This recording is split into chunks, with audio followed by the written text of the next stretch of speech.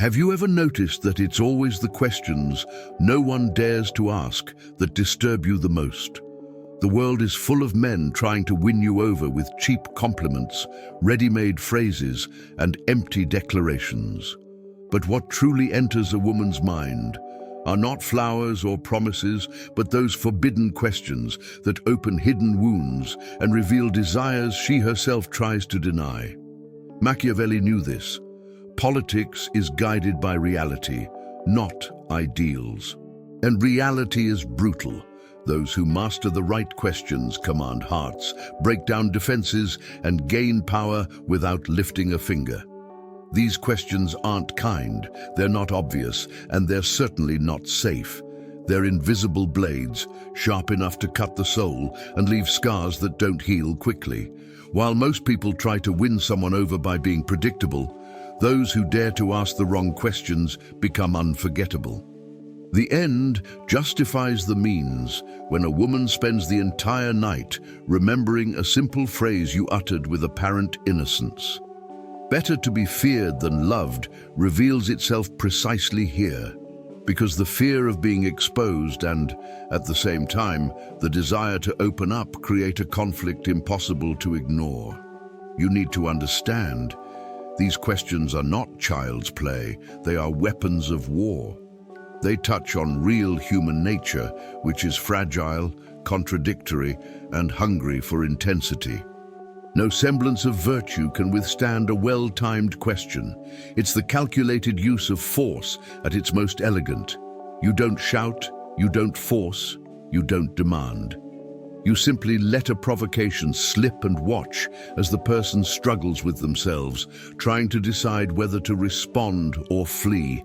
And deep down, this struggle is already your victory. Most men fail because they want to be loved. They want to be accepted, validated, approved. But the true strategist doesn't seek approval. He seeks impact. He knows that loyal armies are not won by flattery, but by the emotional intensity that only forbidden questions can arouse. Constant adaptability is his greatest weapon, knowing when to attack with a cutting question and when to retreat with calculated silence. It is in this space between words and silence that the tension that binds, suffocates, and attracts is born. Get ready, because what you're about to hear isn't going to be comfortable. These are 7 questions designed not to please, but to dominate. They provoke nostalgia, touch on insecurities, explore desires, and destroy logical certainties. They make any woman surrender, not through force, but through the irresistible discomfort of feeling something she can't control. This is the secret manual Machiavelli would have written if it spoke of love, not just power. And if you have the courage to cross this threshold, you'll discover how communication becomes a weapon and how mystery can be your most dangerous virtue. There's something fascinating about the simple act of asking a question. A short phrase thrown into the air has the power to open doors in another's mind that not even long speeches could unlock. Machiavelli, reflecting on the game of power, understood that politics guided by reality, not ideals, involves precisely this: using the right questions like subtle blades that disarm defenses and make others think. It's not innocent curiosity, but strategy, a way of remembering that the end justifies the means when the goal is to understand the human essence. After all, it's better to be feared than loved, stemming precisely from the ability to force others to reflect on things they themselves wouldn't dare. Imagine someone you consider self-assured. Instead of praising them, you ask them the question, do you really feel in control of your life? This simple provocation destabilizes certainties. And why? Because it touches on the point where the appearance of virtue clashes with real human nature. It's like using your own loyal army. You don't rely on ready-made speeches, but on questions that place the other person's mind on an internal battlefield. The person begins to seek justifications, to rethink choices. And, in this movement, opens space for you to become a reference. It's the calculated use of force, but disguised as words. Questions have a curious effect. The simpler they seem, the more profound they can become. They require constant adaptability because each context calls for a different tone. At a business table, the right question can decide a negotiation.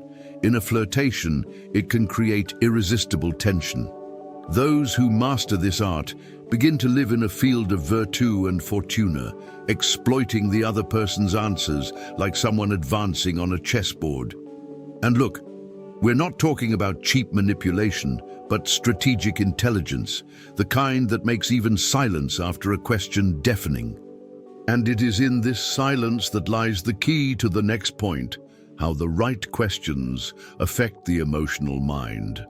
When a well-posed question is well posed, it doesn't just engage reason, it goes straight to the heart. It's as if it opens a shortcut between words and emotions. Machiavelli knew that human decisions rarely follow noble ideals. Instead, they are guided by the reality of desires, fears, and passions. Therefore, the end justifies the means when the right question makes someone feel before thinking.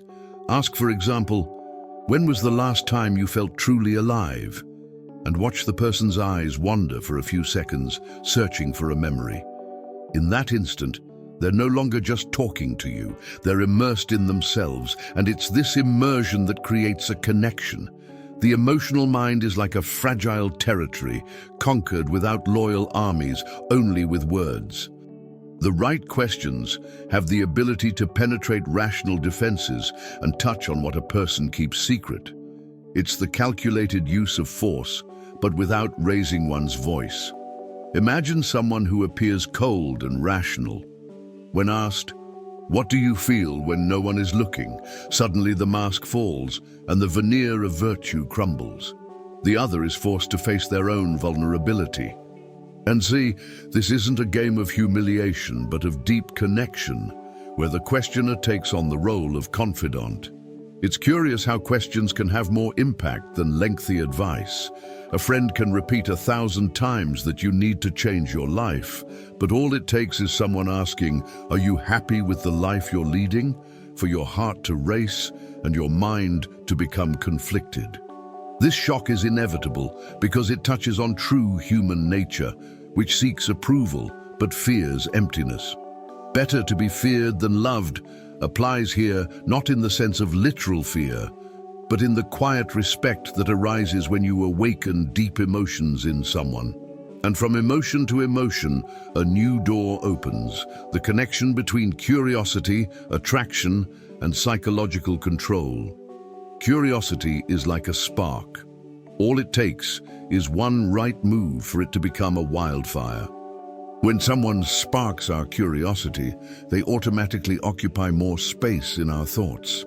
Machiavelli, in his vision of politics guided by reality, not ideals, knew that people's attention is the most sought-after resource.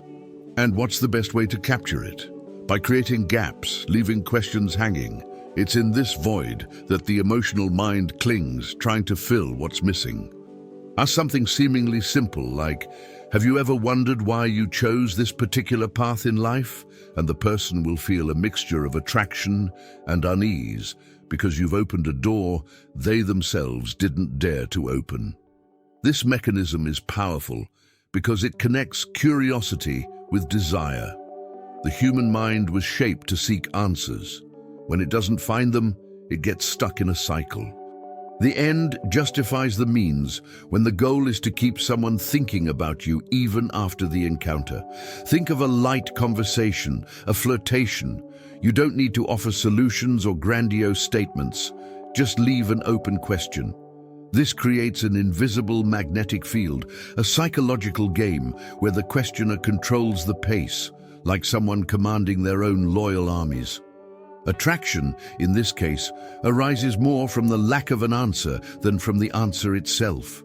The secret lies in balance, avoiding being hated, but allowing yourself to be remembered. A strategic question piques curiosity without seeming invasive. Imagine asking, If you could disappear today and start over anywhere, where would you go? In that instant, you activate virtù and fortuna, letting the other person wander into intimate scenarios. At the same time, you capture their attention, because you were the one who ignited their imagination. It's the calculated use of force, but without raising a sword. And when curiosity, attraction, and psychological control intertwine, the next step arises. Understanding why questions are used as a tool of seduction and influence. Questions work like a key that turns inside someone else's mind, opening doors that weren't always ready to be opened. Machiavelli knew that when it comes to politics guided by reality, not ideals, seduction and influence aren't built solely with pretty words, but with strategies that touch the human essence. The end justifies the means when, through a question, you don't just converse, but also penetrate the other person's thoughts. Ask something like, "What's one thing you've never told anyone?" And magic happens. Suddenly, the other person feels special, seen, and even vulnerable before you. It's the appearance of virtue giving way to raw truth. The power of questions in seduction lies in the fact that they create inner movement. Unlike direct compliments or ready-made statements, a question invites the person to participate, to fill the space.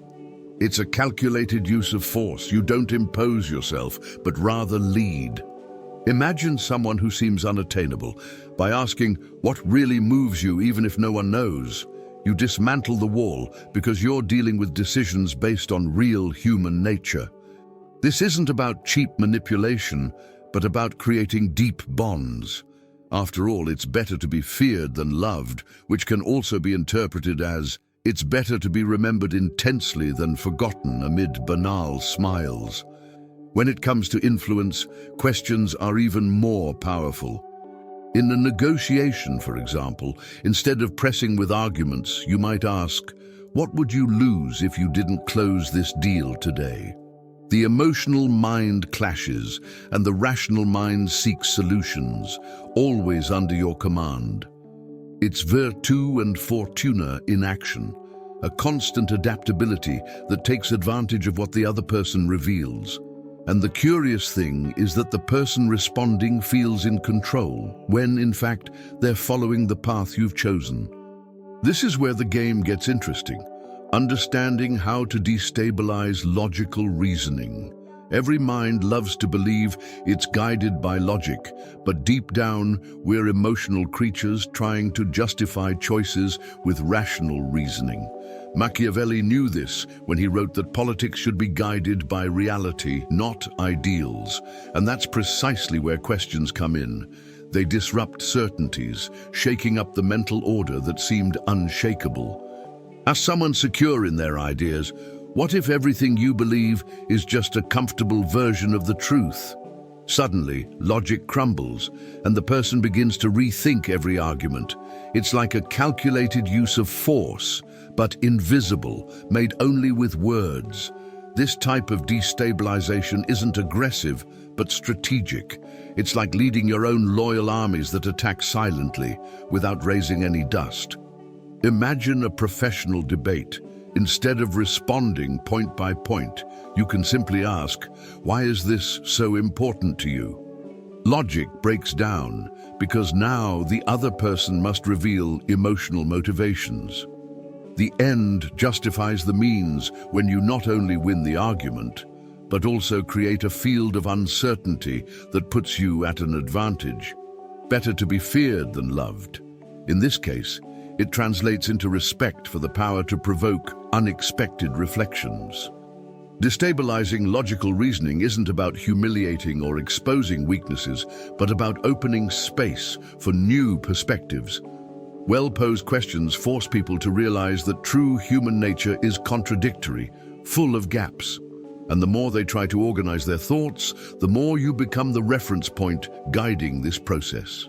It's virtù and fortuna in practice, constant adaptability to exploit every gap that arises. And it's at this point that the next strategic move emerges. It's not enough to simply disorganize the reasoning. You need to create emotional tension, the ground where the most intense connections flourish. Creating emotional tension is like sharpening an invisible blade. No one sees it, but everyone feels the cut. Machiavelli understood that politics guided by reality, not ideals, requires this ability to keep others unsettled. The end justifies the means when a simple question generates an uncomfortable silence, a pause laden with anticipation. Ask something like, "Have you ever thought about who you would be if you were afraid of nothing?" In that instant, the person's mind can no longer rely on logic, and their heart begins to beat faster. It's the appearance of virtue shattering in the face of real human nature, and you become the epicenter of the emotional turmoil. Tension is powerful because it holds attention. Those who master this skill know it's better to be feared than loved, not in the sense of instilling literal fear, but of making enough of an impact that your presence is unforgettable. Imagine a flirtatious conversation. Instead of offering a direct compliment, you say, "You know you provoke something in me that no one else can, right?" There's no easy answer. The mind searches for logic, but the body has already reacted. It's a calculated use of force, not through imposition, but through the pleasurable discomfort of feeling something inexplicable. Emotional tension, if applied well, is like leading your own loyal armies. You control the territory without having to engage in direct battles. But it requires constant adaptability, knowing when to tighten the noose and when to loosen it. Overdoing it can generate rejection. Calibrating it correctly creates a magnetism that's almost impossible to resist. Virtue and fortune play a role in this game, where those who provoke tension become unforgettable. And it's precisely in this state of internal vibration that the mind begins to revolve around you, paving the way for the next step, getting the person to place themselves unknowingly in a position to constantly think about you. True power lies not in talking about yourself, but in making others think of you even when you're not present. Machiavelli knew that a policy guided by reality, not ideals, is based precisely on this, occupying space in someone else's mind. The end justifies the means when a planted question generates echoes that reverberate hours later. Imagine asking, when was the last time you felt truly understood? At first, it seems simple, but soon the person realizes that you were the one who initiated this reflection. And so, every time the memory returns, your face will be there with the answer. This psychological move is a calculated use of force, but in a subtle, almost imperceptible form. You don't need your own loyal armies to conquer territory because you've already conquered something far more valuable: the other person's mental space. It is in this space that virtue and fortune work in your favor, transforming curiosity into attraction and attraction into fixation. Better to be feared than loved takes on a new meaning here. It's better to be remembered intensely, even amidst doubt, than to be just another face in the crowd. The secret is that memory turns into habit, and habit into desire. When someone starts thinking about you without you even being there, it's no longer just a conversation, but discrete psychological control. Constant adaptability is necessary to calibrate this. Sometimes silence is more powerful than an explanation because it forces the person to fill the voids you've left on their own. It's the appearance of virtue dissolving in the face of real human nature which seeks to fill emotional gaps. And it's precisely in these gaps that you become unforgettable. Now, if you already understand this power, the next step is bolder, using specific questions to establish connection and curiosity right from the start. At the beginning of any interaction, the first questions act as the cards thrown to open the game. They can't be too heavy-handed, but they need to be subtle enough to spark curiosity. Machiavelli taught that decisions should be guided by reality, not ideals. And the reality is simple. Whoever gains attention first gains ground. Asking something like, "What amuses you most when no one's looking?" creates an immediate connection. It's light-hearted, funny, but opens the door to intimacy. The end justifies the means when the question prompts someone to reveal something unintentionally, paving the way for deeper conversations. These first questions are the calculated use of force at its most delicate. There's no pressure, no confrontation. There's only the feeling that the other person is being genuinely heard. It's like leading your own loyal armies. You position yourself strategically, but without showing your sword. A simple question like, if you could relive a single day of your life, which would you choose? Not only connects, but also reveals values, desires, and memories. Better to be feared than loved finds an echo here in the sense of silent respect. Those who evoke good memories gain emotional space without apparent effort. Creating curiosity is like lighting a flame that doesn't easily go out. By asking, "What's the most unexpected choice you've ever made?" you plant a seed of mystery. The person not only answers, but also begins to wonder how you'll interpret the answer. Constant adaptability is essential. Each question must be tailored to the context, the tone, the moment. It's virtù and fortuna in action, luck in having the right moment, but the ability to use it to your advantage. These first three questions act as stepping stones, firm but discreet. And it's on these stepping stones that we move to the next step, exploring the deep desires that move people. After creating an initial connection, it's time to delve deeper, where logic no longer has much room. Questions that touch on hidden desires awaken emotions not always admitted aloud. Machiavelli knew that politics guided by reality, not ideals, is sustained by understanding these silent motivations. When you ask, if nothing limited you, money, time, fear, what would you do tomorrow? You force the person to reveal what truly moves them. The end justifies the means when this type of question reveals truths that even the individual has tried to avoid. This kind of approach is the calculated use of force at its most elegant. It's not about pressuring, but about opening the door for the other person to voluntarily reveal themselves. Questions about deep desires function like loyal armies of their own. They're silent, but they steadily conquer emotional territory. Imagine hearing someone say, "What's the dream you've never told anyone because you're afraid of looking foolish?" In that moment, no semblance of virtue can resist. The person feels they've found a rare space of trust, and you become the guardian of that secret. The beauty of this resource lies in its constant adaptability.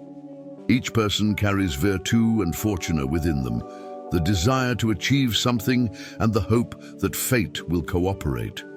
When you tap into these points, you create a magnetic atmosphere where even silence becomes charged with intensity.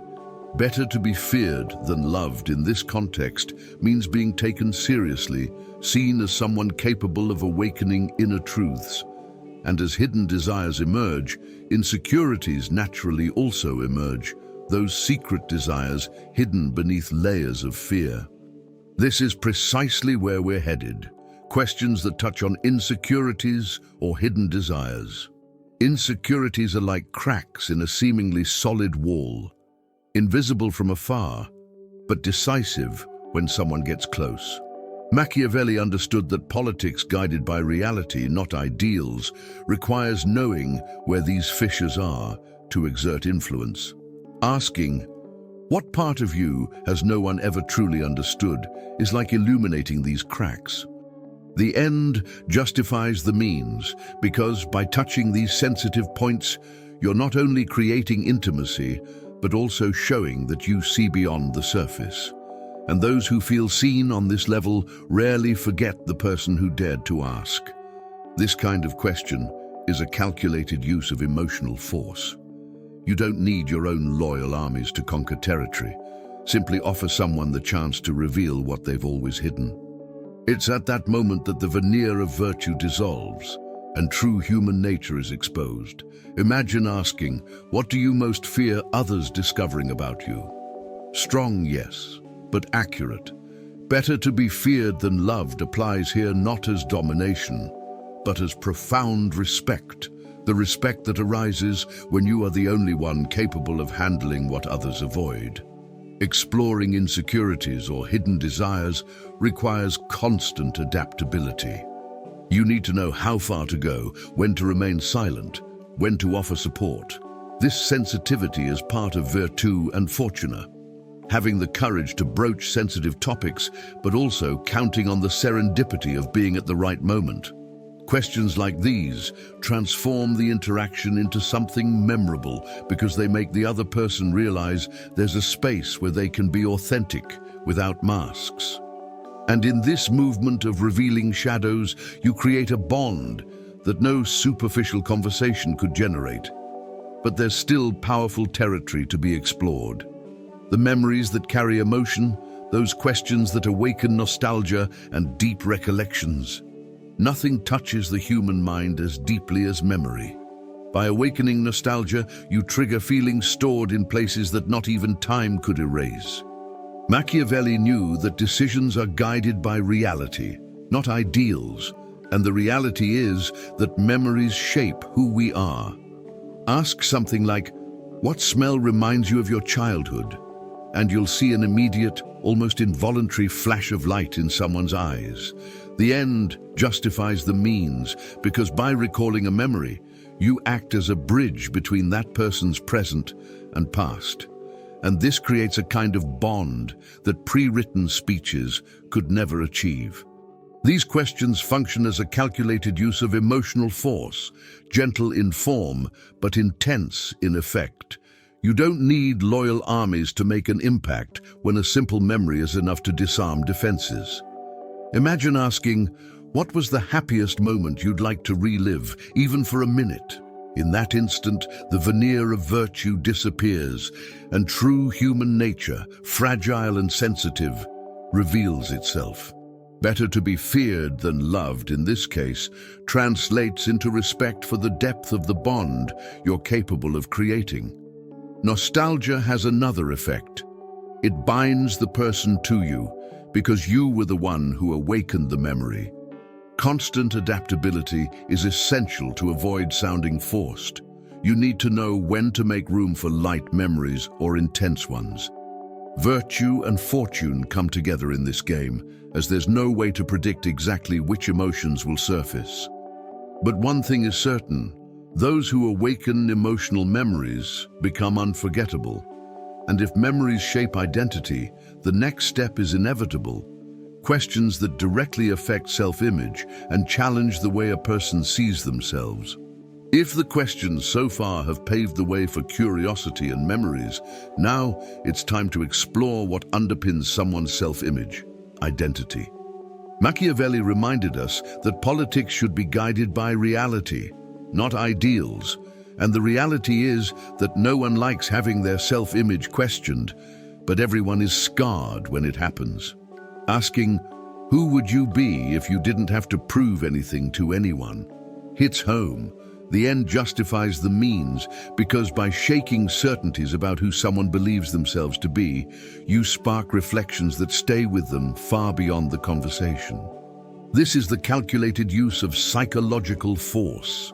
By challenging self-image, you're not attacking, but revealing. It's like commanding your own loyal armies, silent, disciplined, and precise. A question like, what do people think about you that's completely wrong? Dismantles the veneer of virtue constructed for the world and exposes true human nature. Better to be feared than loved, in this case, translates into the quiet respect that arises when someone realizes you've seen something they themselves didn't have the courage to admit. It's in this realm that true admiration is created. Confronting identity requires constant adaptability because each person reacts differently. Some defend themselves, others open up. But it's precisely in this oscillation that the power of virtù and fortuna resides. Questions like these put people in internal conflict, forcing them to reflect on their values, fears, and ambitions. In the end, even if you don't answer everything, the simple fact of having considered the question already makes them see you differently. You stop being just someone who asks questions and become someone who redefines perspectives. And when identity is challenged, the next step is inevitable, creating tension, uncertainty, and mystery, opening the way for questions that stir jealousy and competition. After touching on identity comes the stage of igniting the flame of tension. Questions at this level don't provide ready-made answers, but leave gaps open that the other person's mind rushes to fill. Machiavelli knew that power is sustained more by mystery than predictability, because politics guided by reality, not ideals, is built on uncertainty. Asking, "Have you ever wondered who else would like to be in my shoes right now?" may sound bold, but it's precisely this boldness that creates subtle jealousy. The end justifies the means when discomfort becomes magnetism. This kind of question is the calculated use of emotional force in its most direct form. There's no need for loyal armies when simply sowing doubt is enough to dominate the field. Better to be feared than loved finds its reflection here. It's better to generate respect for mystery than to fall into the tedium of predictability.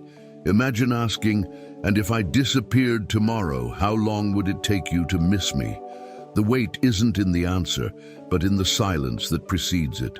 This silence is like virtù and fortuna. You plant the provocation and chance does the rest. The emotional tension created by these questions turns any interaction into a psychological game. The appearance of virtue gives way to real human nature, which dislikes uncertainty but cannot resist it. Constant adaptability is crucial.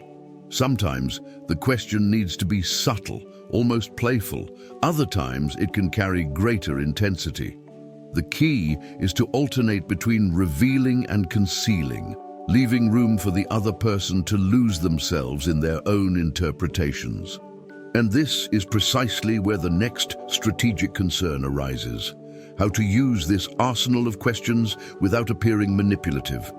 There's a fine line between stirring emotions and appearing manipulative.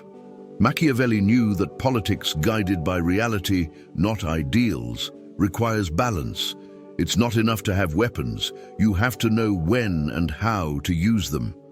The end justifies the means only if those means don't destroy the trust built. The key is timing, asking questions at the right time without appearing rehearsed. For example, in a relaxed meeting, a light question like, "What makes you lose track of time?" may sound natural, but if repeated too often, it loses its impact. It's the appearance of virtue that needs to be preserved. You must appear curious, not controlling. Another crucial point is tone. The calculated use of force isn't just in the words, but in the way they're delivered.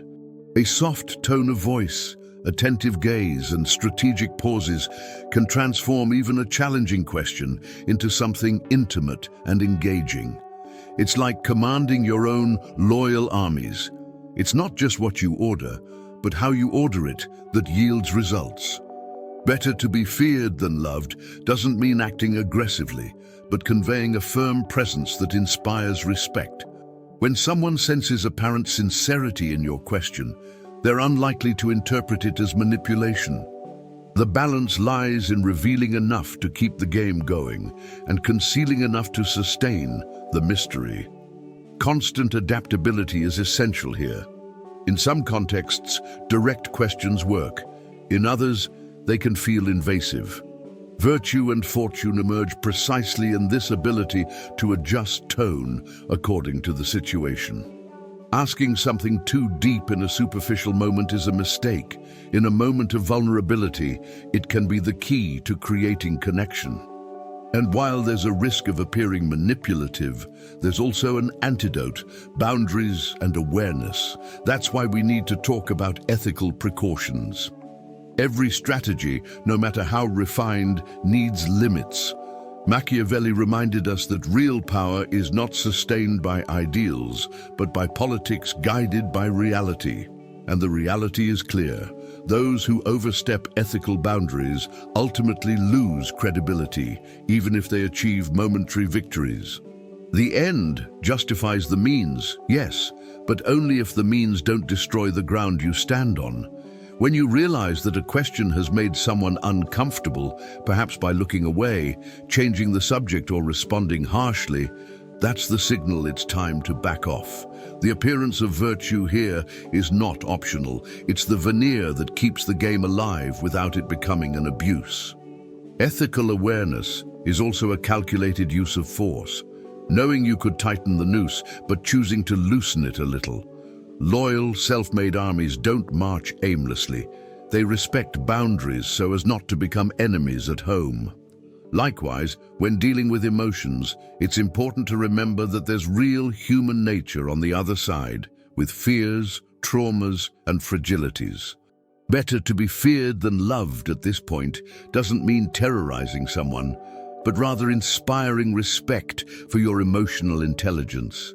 This respect arises when you know how to stop before crossing the threshold of invasion. Constant adaptability is key. Each person has a different threshold for what they consider intimate or invasive. This is where virtue and fortune reveal themselves. Virtue to perceive the signs, fortune to find moments when the other person's vulnerability doesn't turn into pain, but into openness. Strategic questions should be like scalpels: precise, sharp, but never cruel. Because in the end, those who cross the line risk turning seduction into cheap manipulation and influence into irreversible distrust. And for all this to make sense, we need to get to the practical part. What exact questions can be used, and in what situations should they be applied? So far, we've covered theory and strategy. Now, practice needs to enter the picture. Machiavelli said that decisions should be guided by reality, not ideals, and the reality is that the right questions change the game. In a casual conversation, for example, you might ask, if you could drop everything today and travel anywhere, where would you go? Simple, light, but it already plants a seed of curiosity. The end justifies the means when this question not only reveals desires, but also creates an opportunity to continue the conversation. It's the appearance of virtue at work. It seems like an innocent question, but it carries strategic depth. When flirting, questions take on a more intimate tone. Imagine writing in a text exchange, "What part of you do most people know, but would like someone to discover?" This is the calculated use of force at its most refined. You don't pressure, but rather open the door to revelations that strengthen bonds. It's like commanding your own loyal armies. Those who master this skill don't need exaggerated declarations, just the right question at the right time. Better to be feared than loved translates here into quiet respect. You are remembered for the intensity you aroused. In professional contexts, it's also possible to use strategic questions without overstepping boundaries. In a meeting, instead of pressing for data, you can ask, "What worries you most if this decision isn't made now?" The answer will bring to the surface not only arguments, but also hidden emotions. This constant adaptability is the essence of virtu and fortuna, the ability to shape the conversation to the moment. Each situation calls for a different set of questions, but they all have one thing in common. They transform the dialogue into something memorable, and when applied correctly, the results go far beyond words. After all, what can we expect from these questions other than a real increase in attraction, engagement, and desire? When used intelligently, these questions produce effects that go far beyond the surface. Machiavelli already warned that politics guided by reality, not ideals, is based on a correct understanding of real human nature. And the reality is simple. Strategic questions increase attraction because they make the other person feel special, challenged, and even provoked. The end justifies the means when, after a seemingly ordinary conversation, someone spends hours remembering what was said. It's the calculated use of force in its invisible form. You don't press, but rather let the emotional mind work in your favor. Emotional engagement is another inevitable outcome. Profound questions function like loyal armies of their own. They conquer territory silently, but irreversibly. Better to be feared than loved translates here into being respected for the intensity of the connection you've created. When someone opens up about their desires, fears, or memories, a bond is formed. This bond isn't one of dependence, but of reference.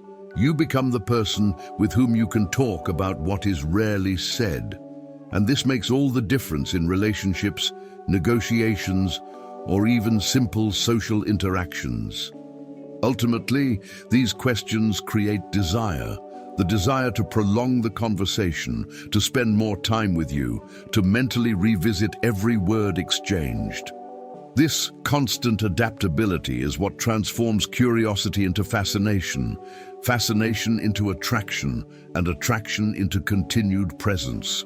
It's virtu and fortuna in action, the ability to ask the right question and the luck that the other person engages in the process. In the end, the expected result is clear. You stop being just another person in the scene and start occupying a privileged place in someone else's mind. But there's still one final step: understanding the strategic power of communication as a whole, and how questions become silent weapons in this game of attraction. Ultimately, it all comes down to the strategic power of communication. Machiavelli had already realized that politics guided by reality, not ideals, requires not only courage to act, but intelligence to speak. The end justifies the means when a well-posed question opens doors that no force could ever break down. It is in this subtle space that the strategist excels. While some insist on long speeches, those who master questions become unforgettable in a few words. Better to be feared than loved may sound harsh, but in the game of attraction, it means something simple: to be respected for the clarity and depth their questions elicit. The appearance of virtue in this context is essential. You don't need to appear manipulative, but rather curious, interested, attentive. It's the calculated use of force, not to crush, but to guide. Each question becomes like a loyal army of its own, silently advancing to conquer emotional territory. And the curious thing is that the other person rarely notices this movement. They only feel that they are faced with someone different, someone who makes them think.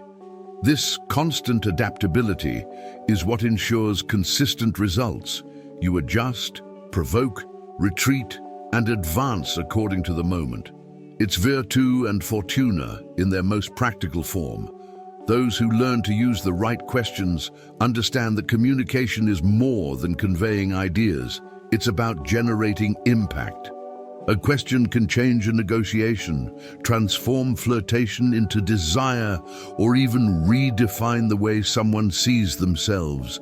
And that's precisely where the power of this art lies, in provoking emotions that don't fade when the conversation ends.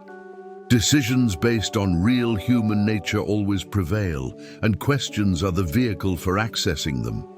But of course, this is just the beginning, because the strategic power of questions becomes even stronger when we think about how to present them in an engaging way to the world, as in the video. Now you've realized, it's not answers that create power, but questions that open wounds and reveal truths. Machiavelli wasn't wrong when he said that politics should be guided by reality, not ideals. The reality is that those who master the right questions hold the invisible control of the mind and heart. The end justifies the means, when you can awaken memories, desires, and insecurities no one else has dared touch. This is the calculated use of force, not with shouts, but with words that echo even in silence. And here's the point few understand. Strategic questions aren't about manipulation, but about vision. It's like commanding your own loyal armies. You don't need many moves, just discipline and precision. Better to be feared than loved translates into something simple. It's better to be remembered for the intensity you provoked than to be forgotten like just another face. Virtue and fortune are on your side when you understand the timing, calibrate the tone, and know how far you can go. That's the real game. So I ask you, will you continue using common words, being predictable, or will you dare to touch on what truly moves the human soul? Will you prefer to please with safe phrases or challenge with forbidden questions that no one expects? The choice is yours, and it is precisely this choice that determines whether you will be just another person or someone impossible to ignore.